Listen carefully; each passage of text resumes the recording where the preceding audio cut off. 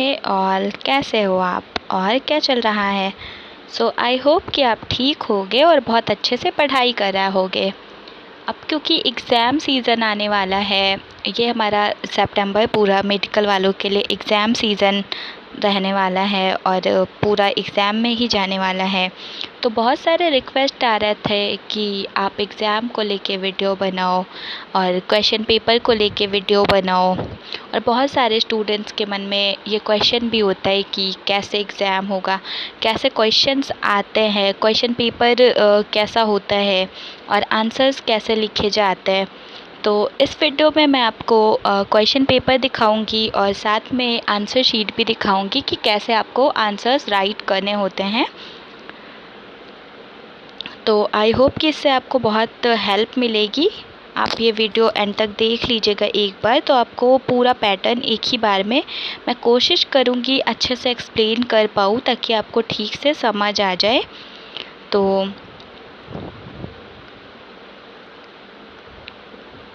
ये देखिए, ये कॉपी है इंटरनल असेसमेंट जो हमारा हुआ था, उसमें ये ऐसे आंसर्स लिखे हुए थे मैंने, तो वही कॉपी है ये। ऐसे आपको कॉपी लिखनी होती है, एग्ज़ाम में भी ऐसा सेम आपको राइट करना होता है। तो ये कॉपी है और ये आ गया हमारा क्वेश्चन पेपर।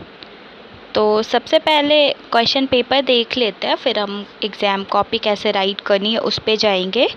तो यहाँ पे आप देख सकते हो, पहले यूनिवर्सिटी का नाम लिखा हुआ है king George medical university KGMU Lucknow. आप लोगों ने सुन रखा होगा KGMU के बारे में। और ये है सेकंड इंटरनल असेसमेंट। मैंने आपको पहले बताया हुआ है कि हमारा 2 इंटरनल असेसमेंट होता है और एक फ़ाइनल एग्ज़ामिनेशन होता है जिसको हम एक्सटर्नल असेसमेंट भी कहते हैं। तो ये KGMU लखनऊ की तरफ से हुआ था सेकंड इंटरनल असेसमेंट हमारा। उसके बाद यहाँ पे आप देख सकते हो कोर्स का नाम लिखा हुआ है डिप्लोमा इन फिज़ियोथेरेपी। ईयर आप देखो इधर लिखा हुआ है first year, second paper 25 marks. मैंने आपको बताया था कि इंटरनल असेसमेंट जो होते हैं वो 25 मार्क्स के होते हैं और जो फाइनल एग्ज़ाम होता है वो 75 मार्क्स का होता है। तो इधर हम सब्जेक्ट देख लेते हैं। ये सेकंड पेपर है जो डिपार्टमेंटल पेपर होता है हमारा, basics of exercise therapy, electrotherapy, physics used in physiotherapy, biomechanics and काइनेसोलॉजी। ये फर्स्ट ईयर का जो सेकंड पेपर है बहुत इजी होता है, इसमें बहुत ज़्यादा कुछ नहीं इंक्लूड होता है। तो क्वेश्चन पेपर आई होप आपको समझ आ गया होगा, अभी आपको समझ आ जाएगा। तो देखिए, ये जो इसमें क्या होता है, पहले तो आपको ऑप्शनल क्वेश्चन करने होते हैं। 5 ऑप्शनल क्वेश्चन होते हैं 5 मार्क्स का। उसके बाद 5 होते हैं ट्रू फॉल्स वाले क्वेश्चन, टिक क्रॉस वाले क्वेश्चन। तो 5 मार्क्स के ये भी 1-1 मार्क्स का होता है, तो 5 मार्क्स का ये होता है। फिर आता है फिल इन द ब्लैंक्स, ये भी 5 नंबर का होता है 5 मार्क्स का।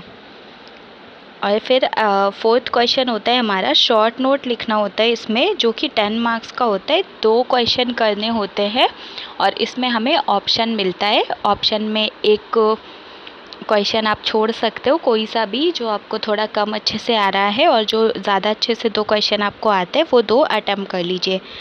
तो जो हमारा फाइनल पेपर होता है वो भी पेपर मैं कोशिश करूँगी कि आपको शो कर सकूँ।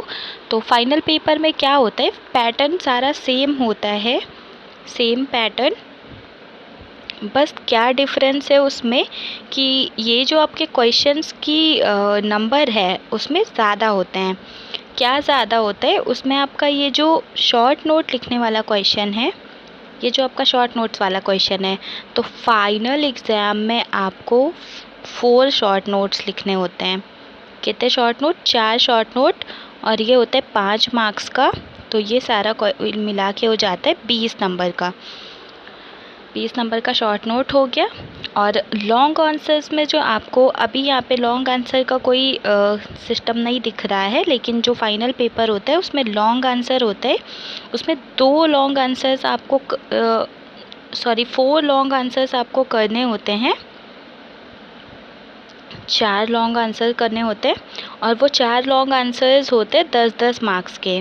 तो ये आपका 40 मार्क्स का हो जाता है लॉन्ग आंसर।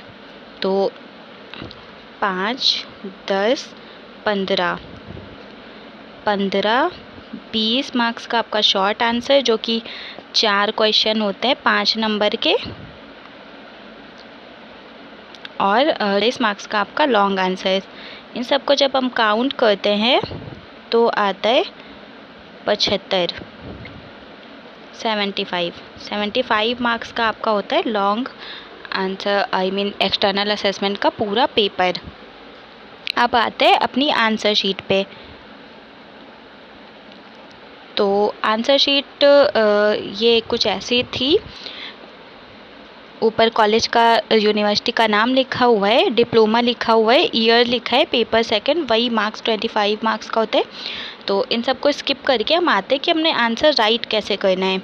तो जो आंसर्स ऑप्शनल वाले उसमें आपको बस ऑप्शंस राइट कर देने हैं। यहाँ पे देखिए मैंने बस ऑप्शंस राइट कर दिए, क्योंकि अगर आप इन ऑप्शंस को एक्सप्लेन करके लिखने जाओगे, मान लो पहले का आंसर है रियो स्टेट, तो अगर आप ऐसे रियो स्टेट लिखने जाओगे तो आपको कितना टाइम लग जाएगा।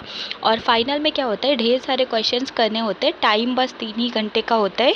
तो ये पूरा एक्सप्लेन करोगे तब भी आपको 1 मार्क्स मिलेगा। अगर आप ऑप्शन लिखोगे, बस क्या होता है कि आपका आंसर करेक्ट होना चाहिए। अगर आपने करेक्ट ऑप्शन लगाया है तो आपको तब भी 1 मार्क्स मिलेगा, और अगर आप आंसर्स राइट करोगे तो भी आपको 1 मार्क्स मिलेगा।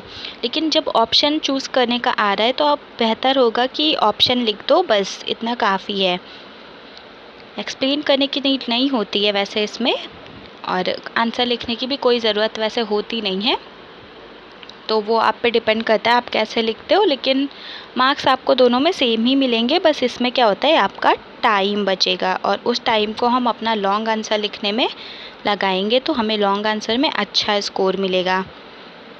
फिर ये देखिए ट्रू फॉल्स वाला है और है फिल इन द ब्लैंक्स वाला। तो अब वीडियो में मैंने क्वेश्चन पेपर दिखाया और आपको आंसर शीट भी दिखाई है और एक्सप्लेन करने की कोशिश की है कि आंसर्स कैसे राइट करते हैं। आई होप कि आपको अच्छे से समझ आ गया होगा। नेक्स्ट वीडियो में हम इन क्वेश्चंस को सॉल्व करेंगे और प्रॉपर आंसर शीट देखेंगे।